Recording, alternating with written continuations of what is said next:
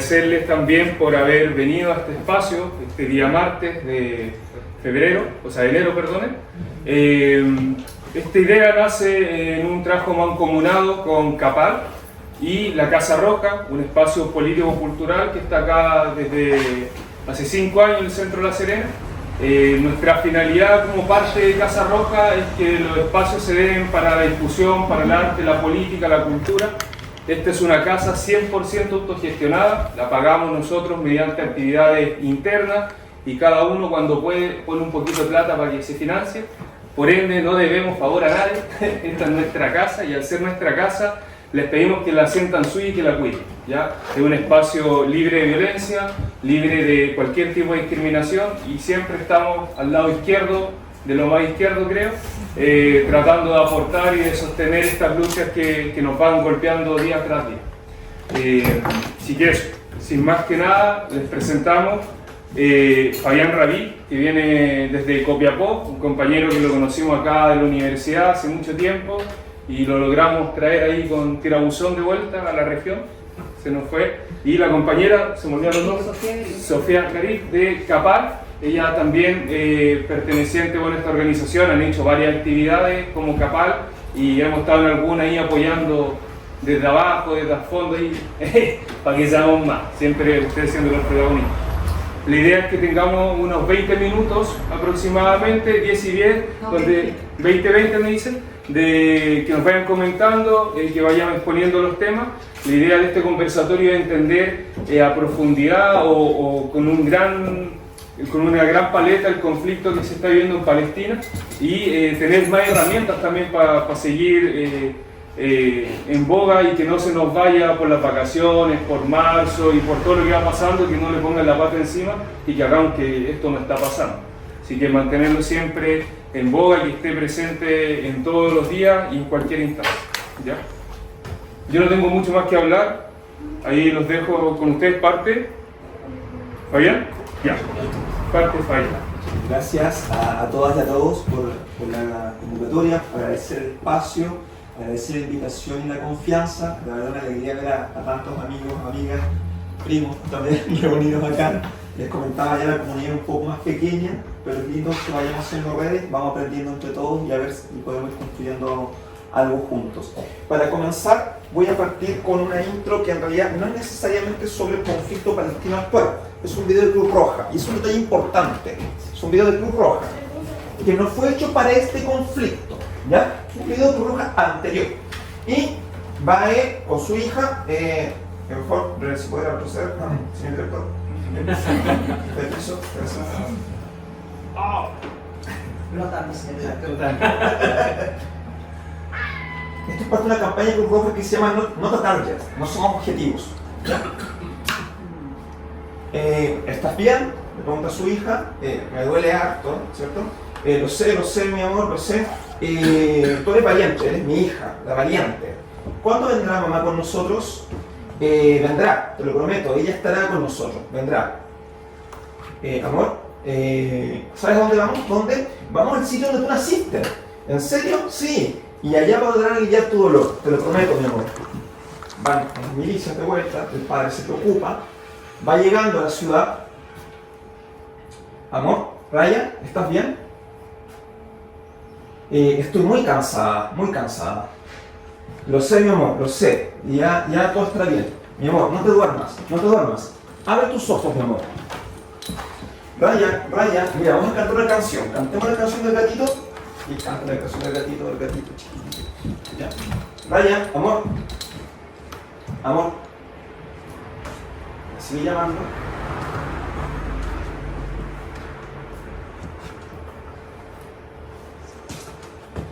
Van llegando al lugar donde nació, el hospital, se entiende.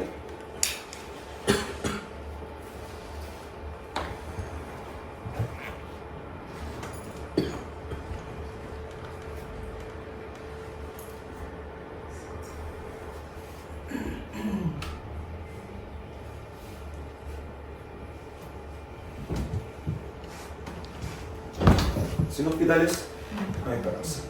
Así de sencillo. Bueno, cada día, ¿cierto?, los trabajadores sanitarios son atacados en zonas de guerra. ¿Por qué es importante relevar esto?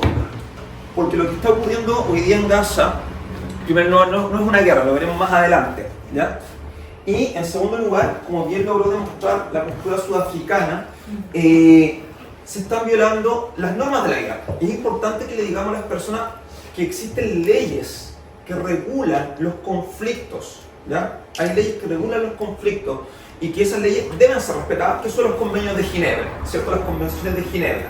Y que no son un invento de los comunistas, ni de los palestinos, ni de los islamistas. No sé si ustedes saben, y por qué me pareció importante esto, que ayer y antes de ayer, 7 grandes potencias le quitaron el financiamiento a la Agencia de Naciones Unidas para los Refugiados Palestinos, bajo el argumento de que era una tapadera de Hamas.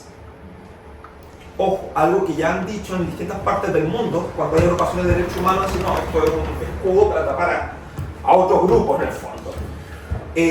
No. El atacar hospitales en todas partes del mundo es un delito. Es un delito.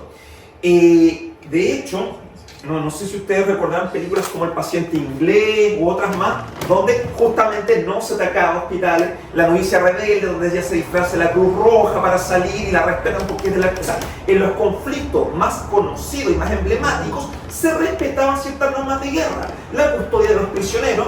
Durante la ofensiva de Stalingrado, los prisioneros que tomaban los rusos, alemanes, eran custodiados para ser intercambiados por otros prisioneros. No se puede lastimar a los prisioneros, no se pueden atacar las fuentes de agua potable, no se pueden atacar las fuentes de alimentos, se debe asegurar el acceso a la salud de la población civil desarmada. Eso es lo más básico del derecho internacional humanitario. Y eso hoy día se está negando. De allí que nuestra postura es, esto es un genocidio. ¿Por qué? Porque excede la respuesta proporcional que podría esperarse frente a un ataque. Y después podemos discutir qué es lo proporcional finalmente. Pero excede muchas formas y sentidos. ¿Ya? Entonces dicen, no, pero es que Israel tiene derecho a defenderse. No estamos discutiendo ese punto. Hay que sacar de ahí la discusión. La pregunta es, ¿cómo se está respondiendo? ¿Y qué dice la ONU? Dice que es un castigo colectivo. Y debemos tener claro, esto es un castigo colectivo lo que está ocurriendo. O un genocidio. Avancemos, mi nombre es Fabián Rey justamente, y esto partió siendo, porque esto ha ido agregándole diapo medidas que hemos ido haciendo esto y sale el tema. Una aclaración respecto a qué rayos son los palestinos, qué es Palestina y qué la gobierna. Lo primero que me dijeron fue, pero es que jamás es el gobierno palestino. No es así, no funciona así. Avancemos. Primero, tener siempre presente esto, y justo estaba acá mostrando el tema de la sandía. Vamos a ir mostrando entre medio de la presentación distintas muestras de arte. Y les recomiendo, si ustedes buscan en Instagram, arte palestino, Free Palestine, Watermelons for Palestine, aparece mucho arte palestino. Les recomiendo que lo sigan. Es súper importante que le contemos al mundo que los palestinos somos más que nuestras tragedias y nuestros exilios. Hay música, literatura, hay películas infantiles, I Am From Palestine, un cortito de unos 5 o 7 minutos, véanlo por favor, es muy lindo. Y que también somos capaces de lo bello. Porque la primera parte de deshumanizar al otro es convencer a la población que ese otro es incapaz de lo bello, de lo justo y de lo bueno, ¿cierto? Entonces, mientras sigamos manteniendo lo bello, lo justo y lo bueno, lean a Mahmoud Darwish, por ejemplo, un destacado poeta palestino, a Edward Said, que era gran amigo de Barenboim, el músico israelí, ya hay un tema conjunto, vamos a poder seguir trabajando todos juntos. Entonces, no olvidar distintas expresiones de arte que pueden haber, justamente la sandía, recordando que en Palestina está prohibido usar la bandera palestina. ¿Ya? No se puede. Así que se dan incluso escenas tragicómicas de vendedores de sandía que ponen cartelitos que dicen que esto sí es una sandía y no es una protesta. ¿Ya? Llega la policía, rompen el carrito de sandía y es como, no, esto sí es una sandía, ahora sí lo es. ¿Ya? Avancemos, por favor. Ahora, ¿esto es una guerra? No es una guerra. ¿Por qué? Por algo muy sencillo. El diccionario panhispánico de dudas jurídicas que existe, de la RAE, dice que una guerra es un conflicto entre estados. Necesita que haya estados. Es fundamental. Y Palestina no es un estado. ¿Ya? Los palestinos no controlamos nuestro presupuesto. Lo que ocurre es que nosotros cobramos los impuestos, pues impuestos chiquitos que nos dejan cobrar, y se los pasamos a Israel. E Israel los deposita de vuelta, pero los deposita como mesada, y cuando se enoja, como que fuera un padre violento, nos corta la mesada y no podemos pagar los servicios básicos, etc. No controlamos las fronteras. La ayuda que entra incluso a Gaza, a través de Egipto, es revisada por Israel. ¿Y qué ocurre? Van abriendo todas y cada una de las cajas una por una, mucha de la mercadería se rompe, se daña, etc. No es un Estado, ni siquiera controlamos nuestro espacio radiofónico, las ondas de radio, ni el espacio aéreo ni el espacio marítimo. Cuando se permite pescar, no se puede pescar más allá de 6 millas, es en la orilla. Y de hecho, cuando son los ataques, muchas veces se prohíbe que los palestinos se metan al agua. En Khan Yunis, en los campos refugiados de Gaza, durante mucho tiempo, los niños de Khan Yunis viviendo al lado del mar, como vivir acá en la avenida del mar, no podían entrar a la playa. No podían. Estaban los guardias cuando todavía estaba totalmente ocupada Gaza. Entonces, aclarar y insistir que esto no es una guerra. ¿Por qué? Porque si permitimos que en el común de las personas se instale la idea de que una guerra, empieza la idea errada de que acá hay dos ejércitos. Y no hay dos ejércitos, no hay tanques palestinos, no hay una aviación palestina, no hay radares palestinos, ¿ya? Hay milicias con un limitado poder de fuego. Uno puede ser más o menos crítico de ellas, no es el caso, no es la discusión de hoy, pero ciertamente no configuran un ejército profesional. Acá, justamente como el arte puede ir mostrando parte de nuestra historia, lo que vemos, esto fue el primer mes del conflicto, ¿ya? El mes de octubre de 2003, está en colores, en un tejido, la proporción de muertos, ¿ya? Es un tejido típico palestino, pero acá está mujeres, hombres, niñas, niños, sin identificar. Y va conformándose un gráfico, pero a través de nuestro arte.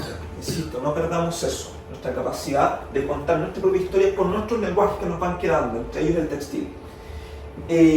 Avancemos, por favor. Ahora, si Palestina no es un Estado, ¿qué es? Ya, eso es difícil, es muy difícil. Bueno, lo bueno es que el público hoy día es un poco mayor, cuando me toca hacer esto en medidas más difícil. ¿Se acuerdan de Sudáfrica? Que Sudáfrica tenía unos territorios que eran como supuestamente independientes cuando estaba en el apartheid. Eso se llamaban Batustanes, ¿ya? Que eran como la república independiente de los africanos, pero en el fondo nadie los reconocía, solo Sudáfrica, y ahí había juntado a todos los de una tribu, a todos los hutus, los juntaba y los ponía allá, para que no vivieran con los blancos. Eran organismos de reconocimiento limitado, solo reconocido por Sudáfrica, pero que tampoco controlaban su territorio.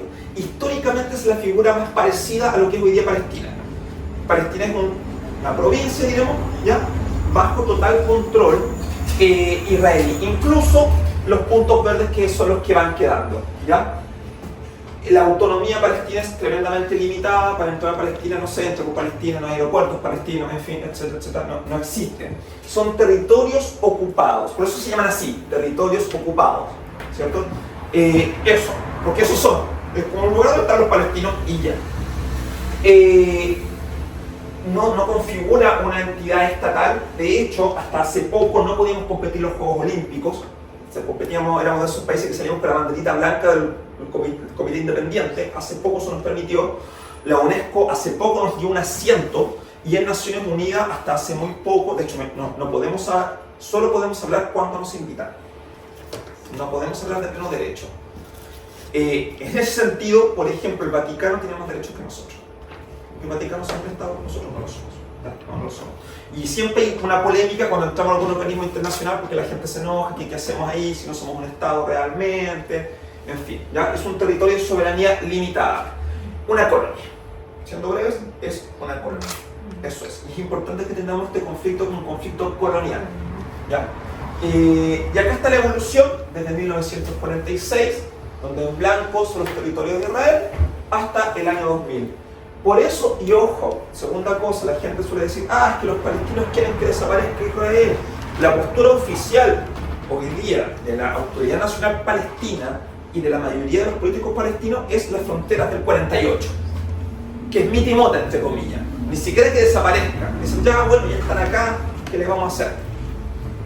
¿Qué es volver a esto? Ni siquiera se dice que se vayan. Eso es importante. La gente dice, no, que ustedes odian a los judíos, quieren matarlos a todos, quieren que desaparezcan. Nos basta con las fronteras que, ojo, que dejaron los ingleses, porque este es el puerto más vasto, es de los ingleses, ¿ya? Y Palestina es gobernado por la ANP, la Autoridad Nacional Palestina, que controla sobre todo este sector que es Cisjordania. Cuando ustedes vean películas en inglés o documentales, dicen The West River, ¿ya? La ribera occidental. ¿ya? La ribera occidental. Siempre pasan como cosas raras en The West River, cuando uno ve películas de espía y dicen The West River y sale un tipo como tapado, así como traficando armas por abajo, ¿ya?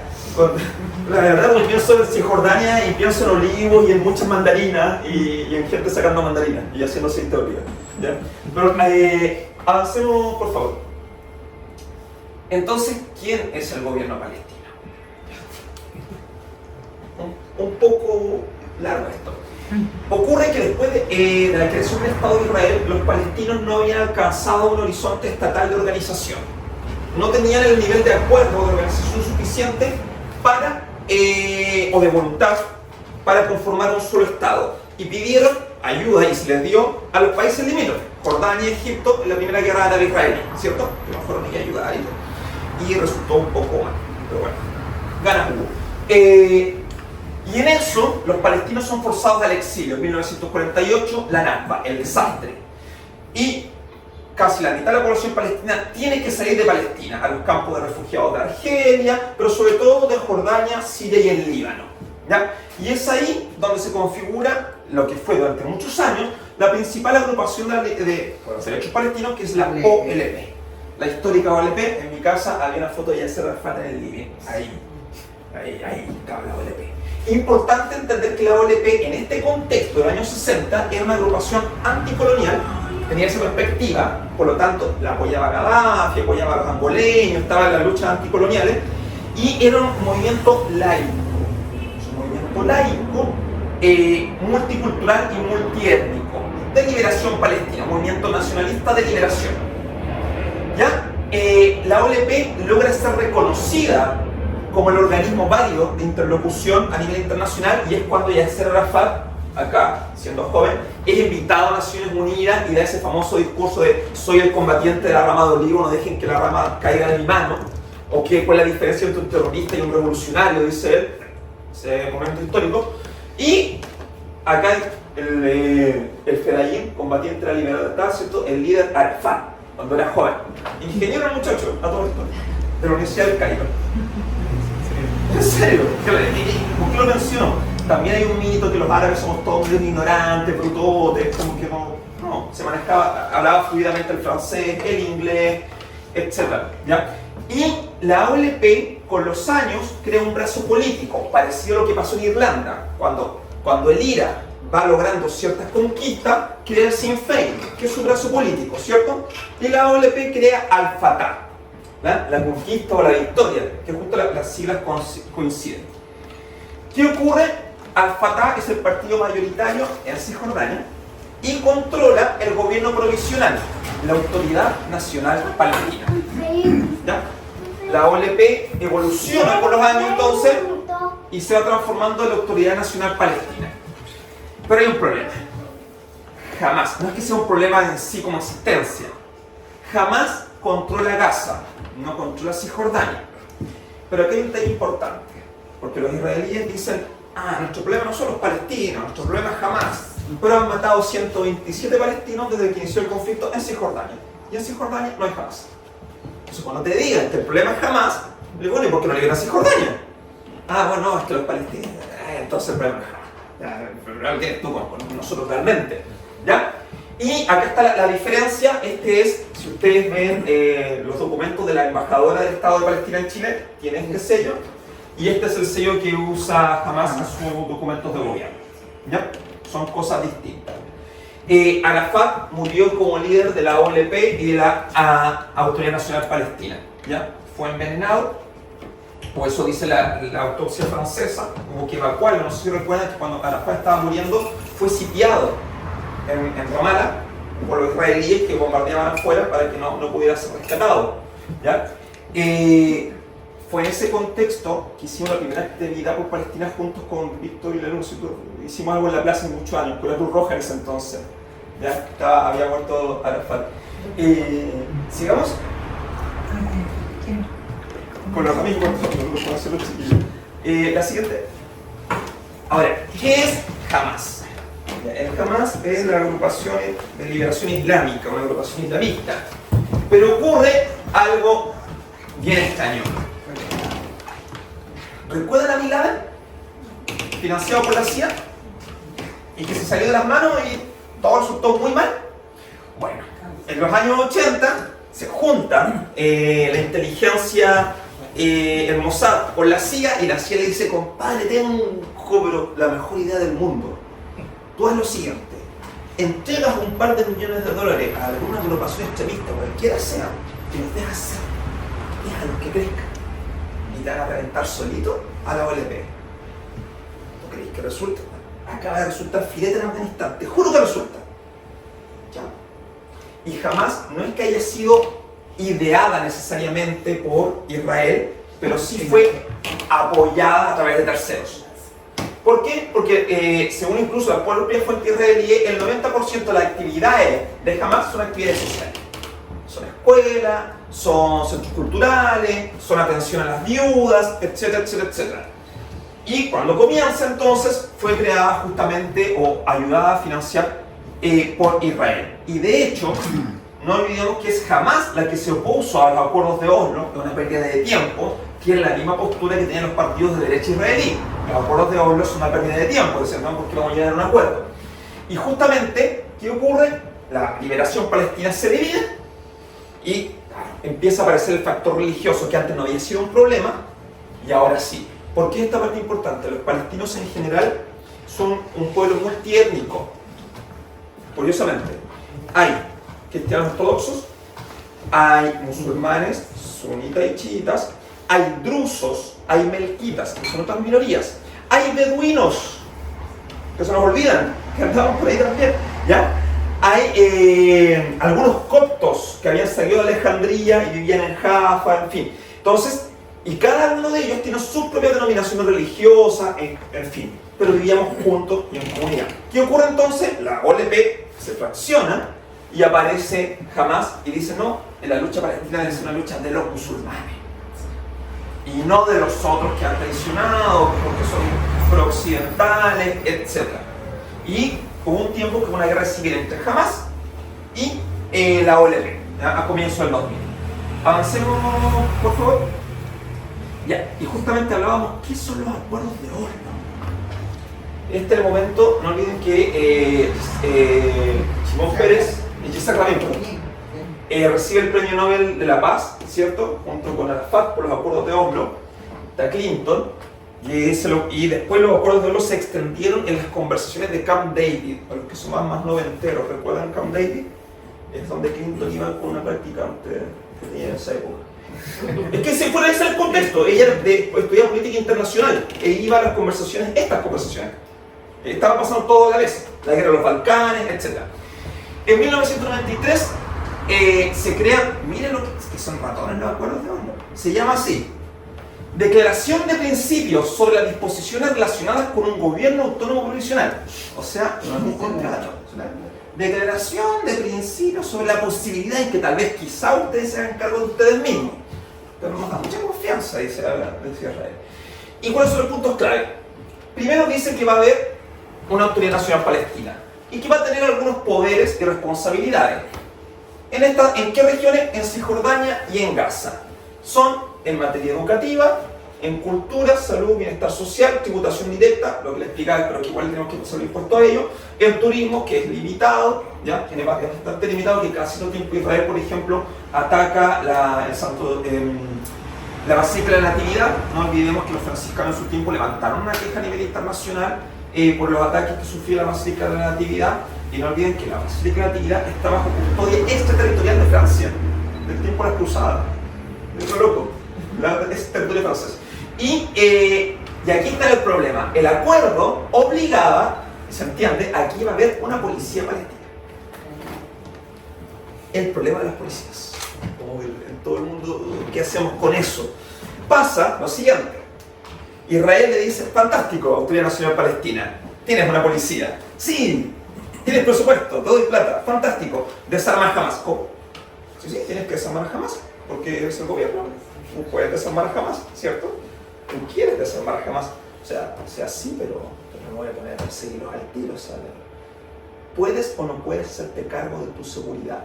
Y cuando Israel dice que los palestinos no son capaces de hacerse cargo de su seguridad, y que por eso ya tiene que intervenir, está apelando en su cabeza a esto. a que, habiendo ellos permitido y organizado una policía palestina, no fueron capaces de desarmar a Hamas y de combatirlo porque no había intención real de desarmar a Hamas. Al revés, cuando Hamas ataca a la OLP, dice que la OLP es tan traidora que permitió que existiera una policía cuyo único objetivo real era desarmar a Hamas. ¿Se entiende? Entonces ahí está el rollo. Entonces en la cabeza de los políticos israelíes, nosotros no hemos cumplido el acuerdo porque hemos sido incapaces de solucionar a Hamas. Entonces van a tener que hacerlo ellos porque son tan generosos.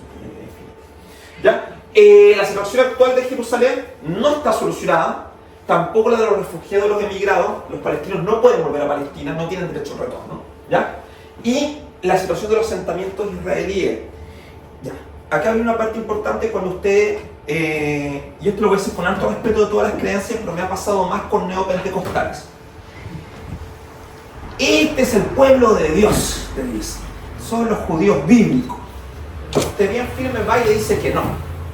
No son los judíos bíblicos. De la misma forma en que yo no soy un inca, por más que viva en Copiapó. ¿El incanato estuvo ahí? Sí, pero han pasado 1500 años de evolución histórica, político-cultural, que por más que yo me pueda identificar en alguna forma o sentido con el incanato, no me convierten en un inca. No lo soy. ¿Ya? O de la misma forma que un madrileño no es un romano. No me imagino estos españoles flojitos de soldados romanos, no lo son, no son romanos. Claro, no son romanos. ¿Ya? Y sobre todo, ¿por qué? Porque los judíos históricos, y este es un detalle que tenemos que empezar a combatir, no abandonaron la Palestina histórica. Lo que se destruye durante el emperador Tito es Jerusalén, pero el resto de las poblaciones siguió existiendo. Y fueron evacuados, efectivamente, los habitantes de Jerusalén, pero no hubo una prohibición del retorno. Podían hacerlo, y durante el Imperio Otomano se les permitió volver y se les alentó que volvieran. Y no lo hacían porque ya estaban instalados en otro lugar, tenían su negocio, su vida, o eran minoría, en fin. Pero, ojo, entonces, cuando dicen estos israelíes son el pueblo de Dios y por eso pueden estar asentados allí, no. Y por eso la diferencia, israelita es el bíblico, israelí es el de ahora. Y que son cosas distintas. De la misma forma es que nosotros no somos Goliat.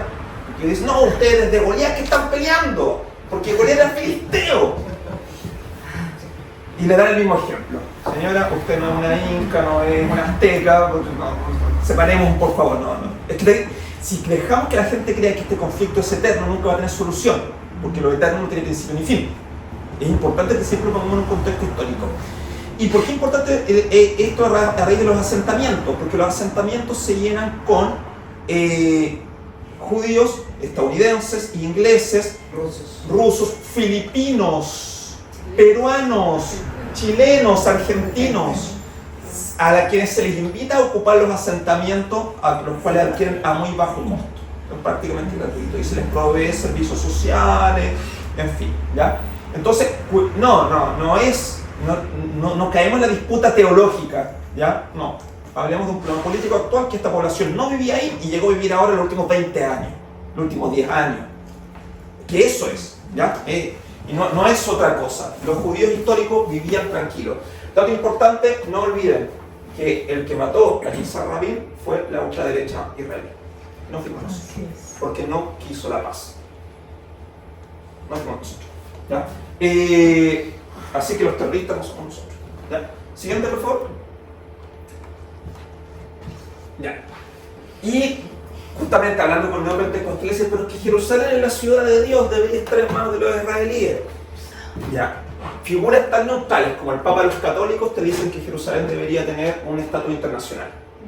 El Papa Francisco sigue la misma doctrina que había tenido Juan Pablo II antes que él, que fue lo mismo que tuvo Pablo VI, que dice la política de los dos estados con Jerusalén como ciudad internacional. ¿Han existido ciudades internacionales antes? Sí. Trieste, en el norte de Italia, fue una ciudad internacional después de la Segunda Guerra Mundial. Mientras se decidía si era italiana, albanesa, austriaca, qué pasaba con ella. Y han habido otros ejemplos.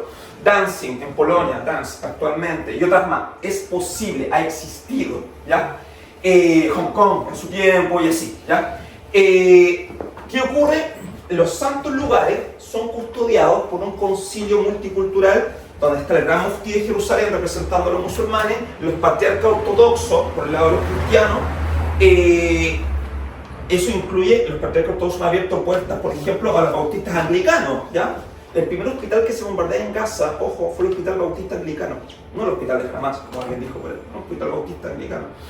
Y también un representante, un rabino de las comunidades judías custodiando los lugares. Y la verdad es que cuando ellos tienen el control, el asunto funciona. ¿Qué ocurre? Que cada cierto tiempo el Estado de Israel le da la tontera y se enoja y empieza el tema del Ministerio del Interior, los guardias militarizados, y ahí las facciones empiezan a rozar. Y cada cierto tiempo este concilio, diremos, saca comunicado donde piden que se les devuelva la facultad, porque cuando ellos administran el asunto anda, la verdad. Es un ejemplo de paz posible, a eso quiero llegar. Se puede convivir, ¿ya? Y ellos lo han logrado. Claro, ven cosas administrativas, pero bueno, partamos por algo, ¿ya? Bueno, está lo que queda del templo, ¿cierto? Está la mezquita, donde Mahoma habría ascendido al cielo, pero no solo eso. En esta mezquita es donde, corríjanme, Abraham, entrégame a tu hijo, llevo el hijo a la montaña y lo voy a clavar. ¿Era Abraham? Sí. Supone que ahí ocurrió, esa es la colina donde, entonces hay un punto de contacto con Dios. Y bueno, obviamente el templo donde también predicó Cristo para los cristianos. Ahora, no olvidemos que justamente para la gran mayoría del judaísmo, el templo ya no existe y no tiene ningún sentido. La mayoría de los judíos neoyorquinos, ingleses, franceses, te dicen, pero el templo es un detalle, porque el templo pasó a ser espiritual después de la desaparición del Israel histórico, que es la postura que tenía Haná, por ejemplo, que un poco en sentido el templo. ¿Avanzamos? Ya, es un clásico. Esto me lo han dicho, pero todas estas que se han peleado con la vida, nunca se van a arreglar. No tiene solución eso. No fue toda la vida, tiene una fecha de inicio, que es 1948, Nakba, la catástrofe, ¿ya? Cuando los ingleses salen arrancando del terrorismo del Irgun y del Haganá, que eran las organizaciones terroristas pro-israelí, porque la gente se olvidó que había grupos guerrilleros israelíes, como que nunca pasaron. Y el Irgun y el Haganá formaron la base de lo que hoy día son los partidos políticos que controlan el parlamento israelí. Salen arrancando, se había establecido antes el mandato británico de Palestina. ¿Y por qué el mandato británico? Disculpen que me la creo que ya me pasé de tiempo hace rato, disculpen, ¿ya? El contador de tiempo está en una galleta. ¿Qué ocurre? Y aquí necesito que hagamos una pregunta decolonial o anticolonial. Lo que se les venga a la cabeza. ¿Cuándo les enseñaron a ustedes que cayó el Imperio Romano? El momento que se acuerdan, no tiene que ser una fecha exacta. Siglo V. El siglo V, ¿cierto? Un clásico.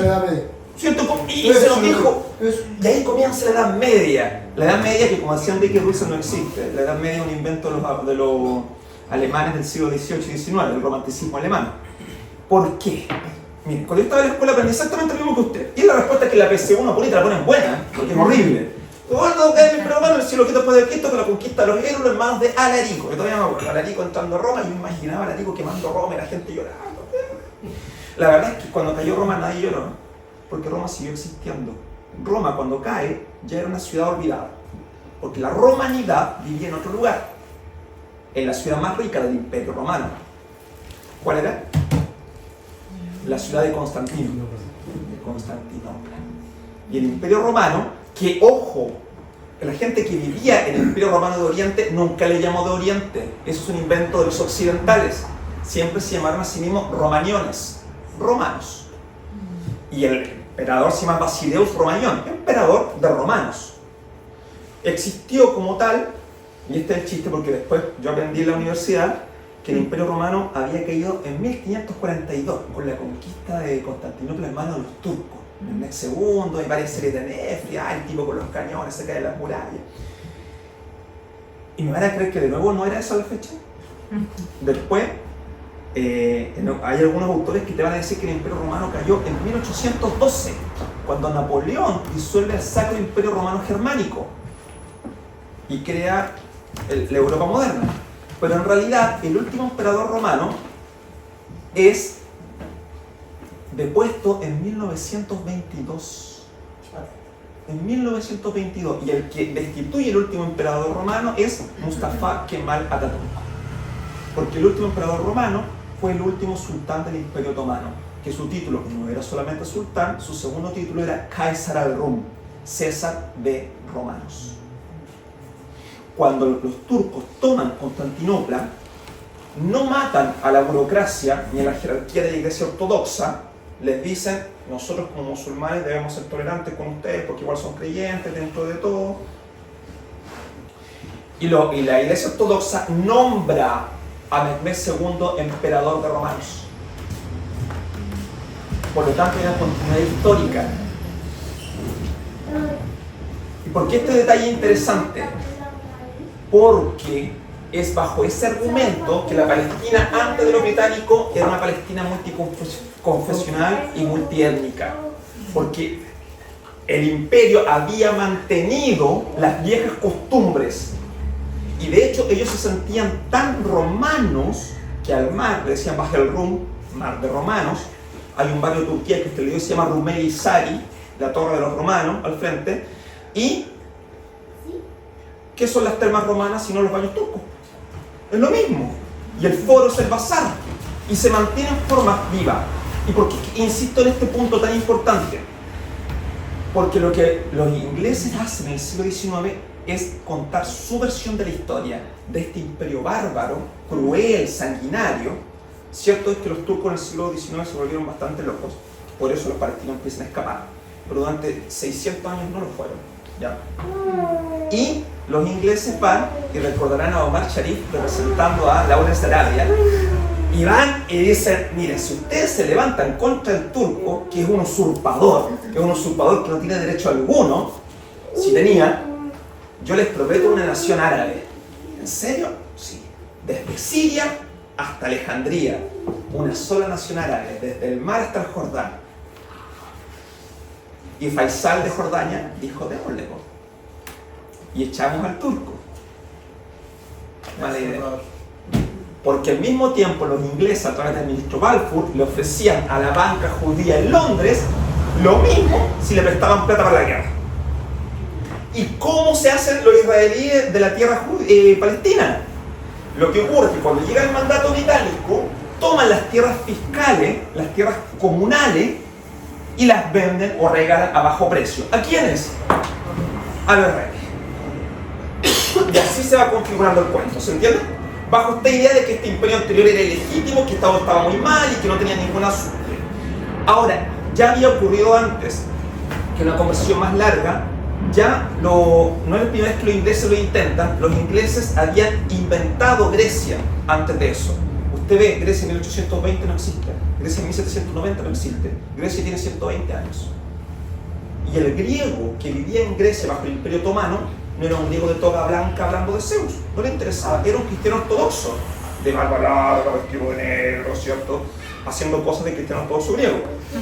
Pero el europeo quiere blanquear el Mediterráneo y se crea Grecia y se obliga a la población griega de Turquía a abandonar Turquía. Se obliga, y a los turcos que viven en Grecia, se obliga a que se vayan a Turquía. Y el gran sueño europeo es blanquear el Mediterráneo. Y para eso se queda Israel también. Pero bajo ese mismo concepto, por eso también se saca a todos los israelíes de Europa, llevando los ingleses, los destruyen, llevando para poder sacar también a los israelíes que sabían ellos que eran una plaga. Claro, hay un tema interesante porque el europeo tiene una idea de lo que es un blanco que es re graciosa. No sé si ustedes saben que si tú vas a Estados Unidos y tú eres español, no eres blanco, porque eres hispano, eres Spanish, como nosotros. Entonces es un no blanco, no white, dicen en sus fichas, no white. Entonces, y los españoles se aterran con eso, ¿ya? Ocurre que el europeo siempre, por un tema colonial, ha solucionado sus problemas fuera de casa. Y el ejemplo más claro de esto es Australia. Australia fue poblada por población penal inglesa. Cada vez que los europeos no han sabido qué hacer con un grupo humano de ellos, lo mandan muy lejos a hacer algo, lo que sea, a costa de la población local. ¿Ya? ¿Para qué vamos a decir lo que hicieron en la Patagonia? Creo que es súper obvio y así. ¿Ya? Y lo siguen haciendo. Entonces se crea el mandato británico. Los ingleses dicen, no, nosotros solucionaremos todo. No solucionan nada, no se la pueden, ya lo intentan entre comillas, no se logra. había un dispar desarrollo de las fuerzas de producción. Los israelíes tienen un poder financiero bastante grande, la banca, diremos, y los palestinos en general éramos una economía agrario-campesina. Y eso hay que decir, éramos formas de producción diferentes. Por eso era un pueblo conquistable, de la misma forma que ocurrió con los gauchos en la Argentina, que los agrarios campesinos son desplazados por la modernidad industrial, ¿cierto? Y los mapuches, etc. Entonces, no. Cuando usted dice, esto es un problema eterno, no, no es un problema eterno. Esto comenzó en 1948 con la catástrofe, cuando los ingleses salen huyendo. Y salen huyendo tan rápido que lo único que les da tiempo es de tener un puente mecano que lo construye el general Allenby, que hasta el día de hoy el puente Allenby es la frontera entre Palestina y Jordania. Avancemos ya para ir terminando. ¿Y cómo vivían los palestinos antes? Este es un cuento de Nancy Lolas que me encanta mucho.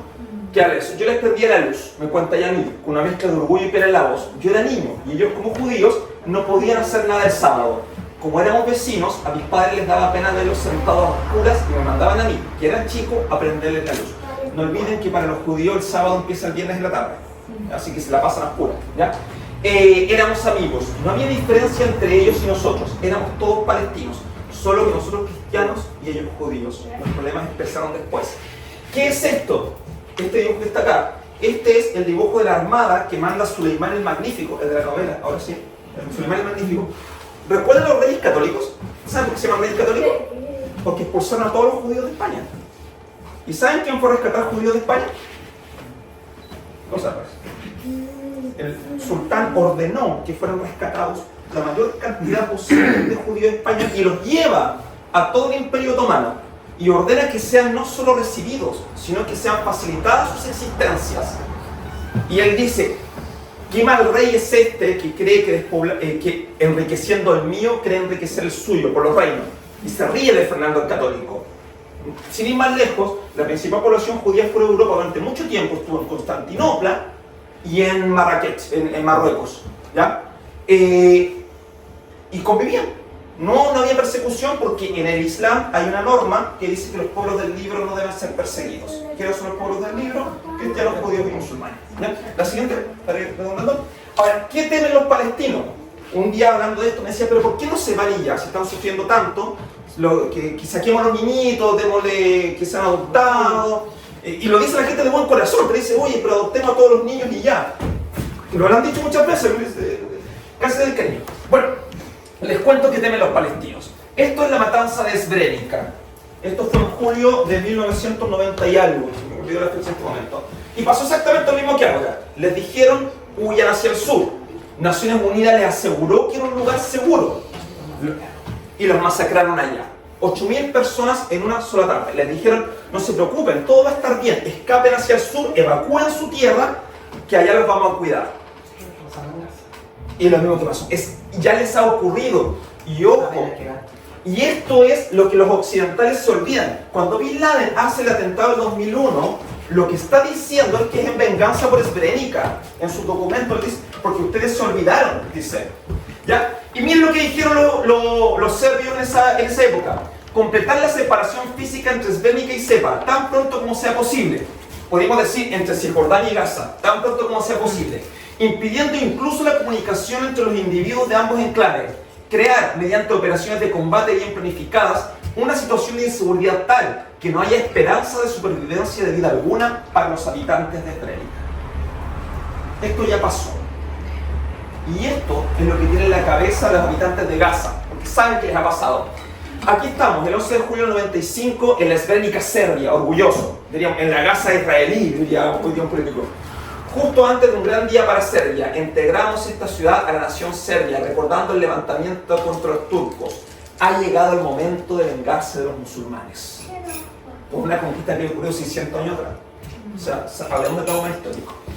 Y no olvidemos que cuando hemos sido recibidos por países vecinos tampoco nos ha ido mejor.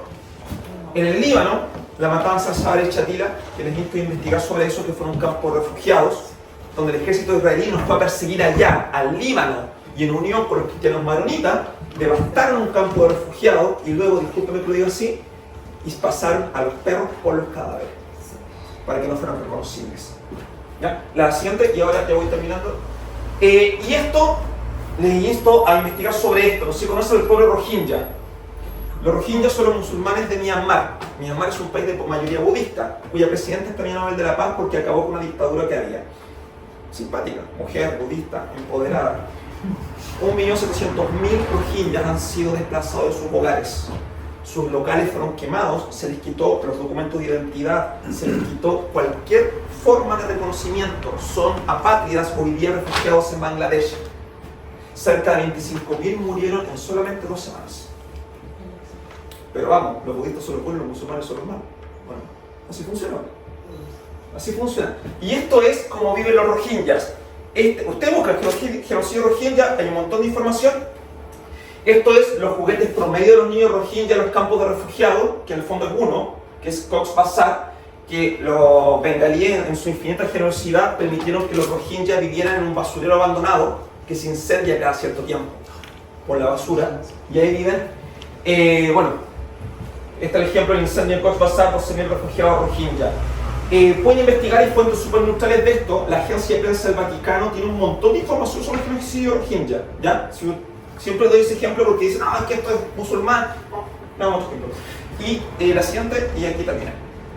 Entonces, ojo, esto no es un conflicto eterno, tiene responsables, tiene un momento y un lugar. Segundo, no es una guerra, es un castigo colectivo. Tercero, hay soluciones posibles y hay quienes las han intentado, pero han sido extremistas quienes la han impedido, ¿ya? Y cuarto, el miedo de los gazitíes es real, porque ya ha pasado antes y puede que vuelva a pasar, que de hecho lo de los rohingyas está pasando todavía. Eso, no olvidar el arte palestino, y muchas gracias por seguir hablando de Palestina. Gracias.